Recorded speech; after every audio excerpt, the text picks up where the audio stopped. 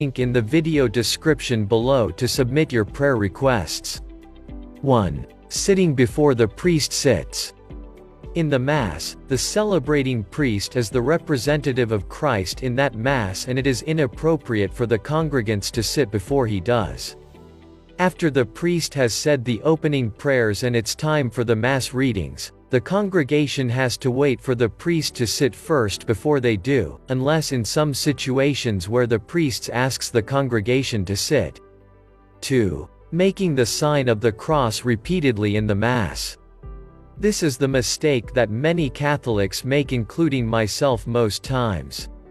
Making the sign of the cross repeatedly during Mass, especially after receiving Holy Communion, which is very wrong. The sign of the cross is made at only two parts of the Mass, in the beginning and at the end. 3. Genuflecting with the left knee.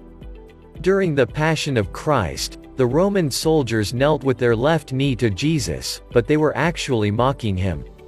Catholics genuflect, that is, kneel with their right knee, as a sign of respect to the Holy Eucharist. Some Catholics often make the mistake of genuflecting with their left knee, which is totally wrong. 4. Meeting the priest for blessing immediately after the Mass.